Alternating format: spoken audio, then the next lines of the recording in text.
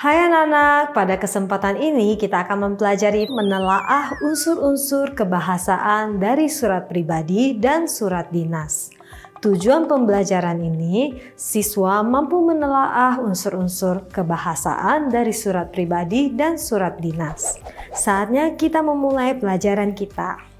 Menulis surat tidak hanya memperhatikan unsur-unsur yang terdapat di dalam surat, tetapi juga unsur kebahasaan yang harus sempurna dalam penulisan. Terlebih lagi untuk surat dinas yang memakai bahasa baku. Merupakan kertas yang berisikan bermacam-macam informasi, surat resmi, dan surat pribadi. Mari kita telah lebih lanjut unsur kebahasaan pada surat-surat yang sudah kita tuliskan. Unsur kebahasaan surat dinas. Bentuk suratnya dapat berupa surat undangan, pemberitahuan, surat keputusan, dan lain-lain. Unsur kebahasaan surat dinas meliputi yang pertama menggunakan kalimat baku, menggunakan bahasa Indonesia yang baik dan benar, penulisan dalam bentuk baku. Yang kedua, unsurnya adalah memiliki kop surat pada bagian atas. Ini adalah ciri utama yang membedakan antara surat pribadi dan surat dinas. Unsur kebahasaan yang ketiga adalah tanggal dan alamat yang jelas. Penulisan untuk tempat dan hari menggunakan huruf kapital. Contohnya K, huruf kapital untuk Kamis, 10 November, November dengan N huruf besar, tahun 2017. Kamis, 10 November 2017.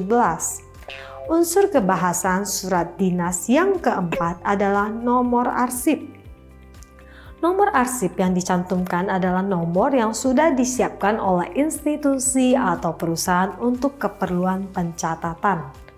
Dan unsur kebahasaan yang kelima adalah tanggal dan alamat jelas. Penulisan untuk tempat dan hari menggunakan huruf kapital. Contohnya Kamis dengan K huruf kapital, 10 November dengan N huruf besar atau huruf kapital 2017.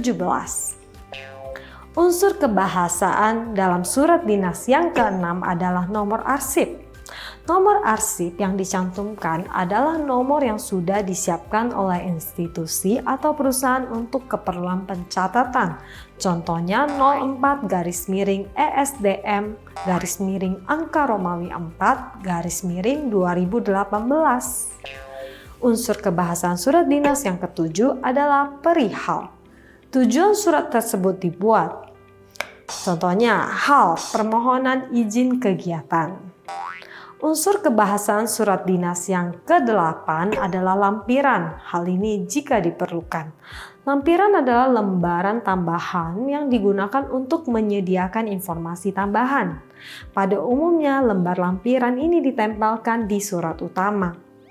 Dan unsur kebahasaan surat dinas yang ke-9 adalah dilengkapi dengan tanda tangan dan stempel dari pihak yang bersangkutan, yaitu yayasan, perusahaan, atau instansi. Dan yang terakhir, memiliki tembusan surat jika hal tersebut ada. Berikut adalah bagian-bagian dalam surat dinas. Bagian-bagian dalam surat dinas, yang pertama, kepala surat. Di dalam kepala surat terdapat kop surat dengan menyertakan nama perusahaan, lembaga, atau instansi yang mengeluarkan surat. Kemudian alamat perusahaan, nomor telepon perusahaan, lambang atau logo dari perusahaan, lembaga, atau instansi. Bagian-bagian dalam surat dinas lainnya yaitu nomor lampiran perihal surat. Setiap angka yang tertera dalam nomor surat memiliki arti dan tujuan masing-masing. Dapat berupa singkatan keterangan dan tanggal dibuatnya surat tersebut. Perihal surat menjelaskan maksud tujuan dibuatnya surat tersebut. Bagian ketiga dalam surat dinas adalah tempat dan tanggal pembuatan surat. Tempat dan tanggal surat biasanya dituliskan pada bagian pojok kanan atau sejajar dengan nomor surat. Nama tempat dituliskan terlebih dahulu sebelum tanggal penulisan surat dan awal kata menggunakan huruf kapital. Selain itu, penulisan nama tempat dan tanggal dipisahkan dengan tanda koma dan tidak diakhiri dengan tanda titik. Contohnya Bandung, 18 Maret 2018. Bagian dalam surat dinas yang keempat yaitu nama dan alamat penerima surat. Alamat surat pada umumnya dituliskan di dua tempat yang berbeda, pada sampul dan awal surat. Alamat yang dituliskan pada sampul surat harus dituliskan dengan jelas dan lengkap. Tulisan YTH yang berarti singkatan yang terhormat. Titel seperti bapak, ibu, saudara-saudari wajib disertakan apabila diikuti dengan nama orang. Bagian dalam surat dinas yang kelima adalah lampiran. Lampiran surat merupakan bagian dokumen tambahan yang disertakan di dalam dokumen utama surat resmi. Bagian keenam dalam surat dinas adalah salam pembuka. Salam pembuka untuk surat sebaiknya menggunakan bahasa yang sudah umum digunakan untuk percakapan. Bagian ketujuh dalam surat dinas adalah isi surat. Bagian isi surat mengutarakan tujuan dan maksud surat tersebut ditulis. Bagian ini biasanya terletak di bagian tengah-tengah surat. Bagian ke-8 dalam surat dinas adalah salam penutup. Bagian penutup surat juga dituliskan dengan menggunakan bahasa yang formal. Bagian ke-9 dalam surat dinas adalah tanda tangan. Pengirim surat membubuhkan tanda tangan diikuti dengan nama lengkap pengirim surat. Bagian ke-10 dalam surat dinas adalah tembusan. Tembusan adalah pihak-pihak yang juga mendapat salinan surat selain penerima surat. Sekarang anak-anak simaklah contoh surat dinas berikut ini. Contoh surat dinas.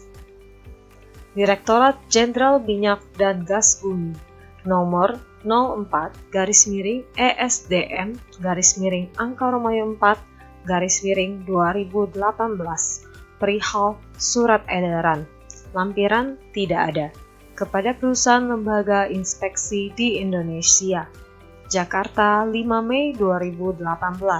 Sehubungan dengan Peraturan Menteri Nomor 18 Tahun 2018 mengenai pemeriksaan keselamatan instalasi dan peralatan pada kegiatan usaha minyak dan gas bumi yang berdampak pada perubahan proses yang akan terjadi di dalam lingkup migas, maka dari itu Kementerian ESDM dan Migas mengundang perusahaan lembaga inspeksi dalam sosialisasi mengenai peraturan menteri yang akan diberlakukan.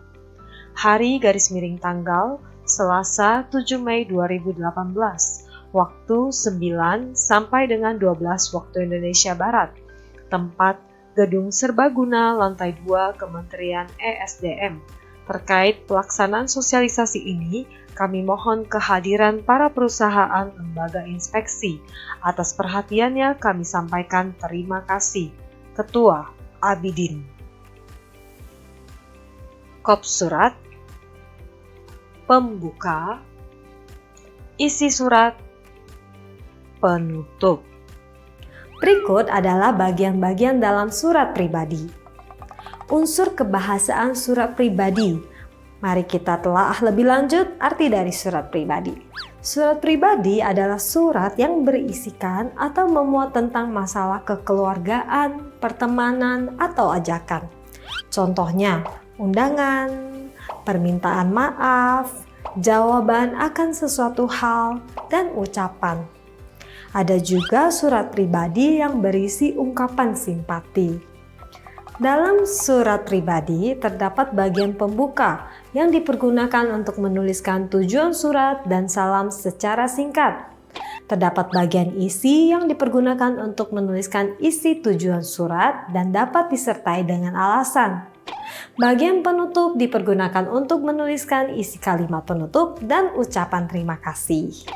Surat pribadi mempergunakan bahasa Indonesia yang baik dan benar, peribahasa yang sopan. Ragam bahasa yang banyak akan menentukan dengan hasil pemahaman sang penerima surat. Contoh surat pribadi. Untuk temanku Riahna di Waginen, Belanda. Riahna yang aku rindukan. Senang mendengar bahwa kamu diterima untuk studi jenjang S3 di Universitas Wageningen di Belanda. Sedih dan senang bercampur aduk menjadi satu mendengar berita itu. Sedih karena tidak bisa bertemu denganmu dalam waktu dekat. Senang karena dapat melihat dirimu meraih mimpi-mimpimu. Aku mengingat kebersamaan kita selama ini dalam kegiatan sosial. Banyak hal positif yang dapat menjadi panutan untuk diriku yang aku dapat darimu, seperti disiplin waktu, memiliki tekad yang kuat dalam meraih mimpi, dan tekun dalam beribadah. Banyak suka dan duka yang telah kita lewati bersama dalam hubungan pertemanan kita. Semoga segala sikapku yang kurang berkenan di hatimu tidak menjadi kenangan yang tidak baik bagimu. Kita akan meraih mimpi kita masing-masing. Ingatlah hari di mana kita pertama kali saling mengenal dan menjadi teman yang karib. Aku berharap kamu baik di sana dalam pergaulan dan sukses dalam pendidikan. Besar harapan aku juga bisa mengikuti jejakmu dalam bidang pendidikan. Biar kiranya semangat tetap menaungi hidupmu. Aku akan senang hati menjemputmu ketika kamu kembali ke Indonesia. Demikian yang aku buat ini, semoga dapat terus dikenang. Salam hangat, Rima. Sekarang waktunya anak-anak untuk mengerjakan latihan yang terdapat di dalam buku kegiatan. Selamat mengerjakan!